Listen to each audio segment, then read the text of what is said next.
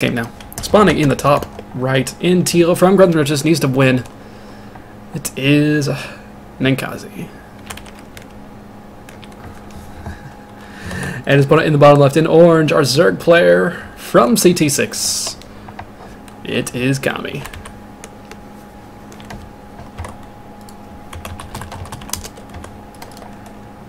Alright, so let's see if Ninkazi tries to go for that same kind of a bunker sort of rush. I've seen him do it a few times, and it's worked out pretty well for him in the past.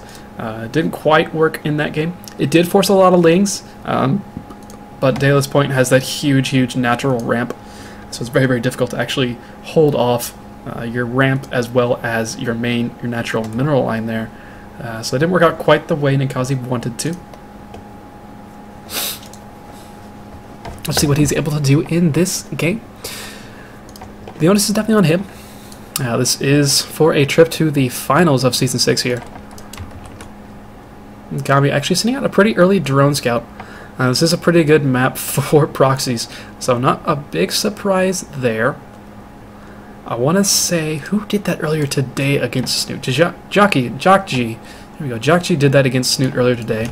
He did a proxy 11-11, but Jockey left all of his SCVs in his natural, blocked off by a bunch of depots. So that didn't go well for him. He did a lot of damage, actually. He killed the natural hatchery, I think, but he wasn't actually able to save all his bunkers the way he wanted to, so he ended up losing the game a little bit later on, and Snoots continued his kind of godly run through the IAM qualifiers. Kami's drone says it is here so early, is going to sit here and be very annoying for a long time. Drone or SCV has been pulled off the line, but that SCV is too hard to actually continue this fight. The barracks will finish up, so it's going to be okay. And Ninkazi actually is still gasless once again. Looks like he may actually be going for this bunker rush again. It was a hatch first, so he could do this again. Yeah. He's got the Marine rallied across the map, so this looks like he's going to do the same exact thing. This time Kami he's got an Overlord sitting on the natural. I think he had an Overlord on the natural last time, so that's why he saw the SCV. So this will be difficult for the guys to pull off. I think maybe upon seeing the Overlord, he might want to pull out of trying to do this and just go for the Overlord itself. Pool will be finishing up here momentarily, but there we go. Once again, a bunker coming down here for Ninkazi. Oh, there we go. SCV being tricky. Getting around that little wall there. So bunker's on its way. First Marine is on its way as well. Second Marine will be joining here in a while. Behind this, Ninkazi getting a second barracks, getting a second command center as well. Needs to. There he goes. It's fun how you can do that. Just dance around, building this thing. There's nothing else down here for Kami. He's actually just going to rely on the lings he gets out to do this once again, which could work pretty well. There is one Marine already in the bunker. Second Marine is going to be joining that, so this may go a little bit better here for Ninkazi than it did in the previous game. At the very least, it is already going a little bit better. The second Marine is going to get inside the bunker, which is a pretty big deal. Kami's going to wait for a few more lings before he actually goes and attacks us, as well as his Queen to pop out. Queen has popped out, so likely we will see the... yeah. Lings coming in now. We've got to surround the bunker. SCV gets out. We're going to start repairing. But still, that's a good amount of lings. Yeah, there goes salvage. So, once again, we see a ton of lings out early. No wall off here for Ninkazi. His extra barracks were finished a little bit earlier, but this is the same exact scenario from the last game. Once again, one Marine inside of a bunker. A second bunker coming up. And a bunch of lings rolling across the map. There will be 3 Marines this time in the bunker rather than just the single Marine that Ninkazi had last time, so these lings are going to die a lot faster and may not be able to deal with this, but again, they can just kind of run past. They don't necessarily need to attack the bunker, but they're going to go ahead and do that. Forces some SCVs and a mule off the line, which is nice, but he's lost all his lings now. So once again, this has gone a little bit better for Ninkazi than the previous game. He forced up pretty much the same exact number of lings, did a good amount of damage, and he lost a whole lot less this time. He's only lost 2 Marines and 2 SCVs so far, compared to the 10 10 lings that Kami has lost thus far. Kami's playing this exact same way as well, going up to double gas here in the natural base. I mean, if it ain't broke, don't fix it. No reason not to. There's no good reason not to just go ahead and build what you can. If it works the first time, do it again. It's probably going to work again. This game is going a little bit better for Ninkazi at least. He's not 20 supply right now. He's got 2 bunkers set up. He's got a wall on the way as well. It's going to be nice and safe against any of the early buffs, but it's not going to be the case. It's probably going to be the same sort of Roach play. Double Evo Chamber on the way, Roachborn on the way, again for Kami. And Lair on the way as well. So this playstyle is definitely what Kami goes for. No problem with that. No third base just yet, which can be a little bit frightening. The third base is coming down now. And there's going to be a good amount of units and tech out here for Ninkazi by the time this hits. Another bunker is coming in already for Ninkazi. I don't know if he kind of expects this or he's seen Kami's playstyle and has seen that this is the only way. Maybe this is the only way that Kami plays against Terran. Ninkazi's actually seen absolutely nothing behind his original bunker scout. It's called that. He's not trying to rush with the bunker. He's actually scouting with it. That's what he's doing. Yeah, no vision at all here for Ninkazi, which sucks. Kami has a decent amount of vision on the map. Overlord actually getting into the main base once again. Sees the exact same. Yeah, this is an absolute replica of the prior game, except for the fact that Ninkazi lost a whole lot less early on.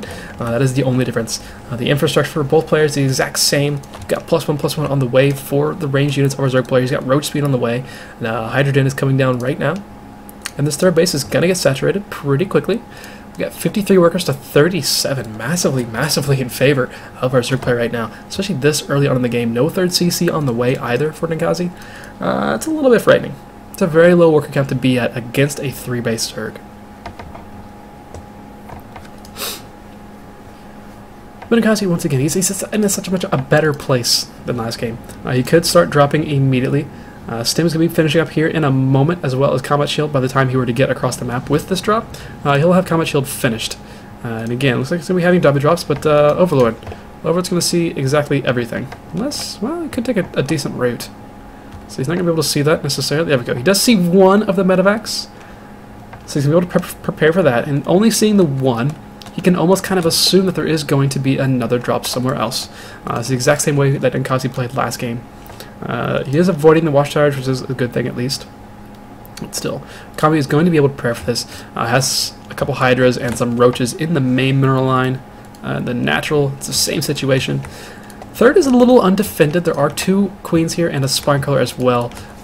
So he should be able to deal with this pretty well. These units do have Stim at least. So that's nice. But Ninkazi rolling into the main base with this drop isn't going to be able to do too much. There's plenty to actually deal with this drop. Here in the main. He's going to pick up, get on out of there. He did the annoying little bit that he wanted to. Maybe got a couple worker kills, but that's about... Actually, no, he didn't get any worker kills, so I'm saying that is the worker kills of Kami. So, for his trouble, Ninkazi really hasn't gotten too much. These 2 Queens are able to fend off this small amount of a drop here.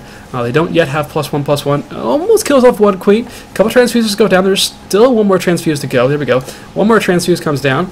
This Queen still has a couple of transfuses on it. Uses one of them. And still, this is a bit of an annoyance here for Kami. He's kind of forced back in his main still. Unable to actually be on the map, but doesn't really care. Going for +2/+2, so he's definitely going for that 2/2 timing once again. And Ninkazi going for these Widow Mines. Not the best of decisions for him, especially upon seeing what he has seen. He's seen the Hydralisk. You know you're going to be facing that. I mean, Widow Mines can do pretty good, but it's a lot more difficult to set up. And having a bunch of tanks instead can work out a little bit better. Another little drop going down in the main base here by Ninkazi, but that's going to get shut down pretty easily. Just Kami kind of playing this like he's a Protoss, leaving some Stalkers back home in the form of Hydralisks. Make sure you can fend off the drops here. And staying nice and safe. 63 workers now to 53. Still in favor of Kami, of course. He is a Zerg player. We're going to have the ever-popular 13-minute SCV harass, it seems, from Ninkazi, as he picked up an SCV in that medevac. Correct myself up. Third command center on the way here for Ninkazi. He's got a good amount of production in his main base as well. It's just a matter of, is it going to be enough to fend off this 2-2 push that's going to come out of Kami?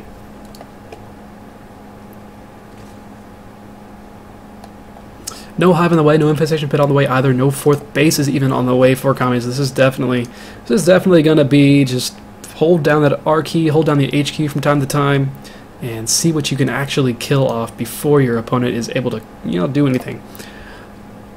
The third command center, yeah, it's up, it's nice. It is turned to an orbital. That's going to help if he can actually survive against this. There are 3 bunkers here, which is nice.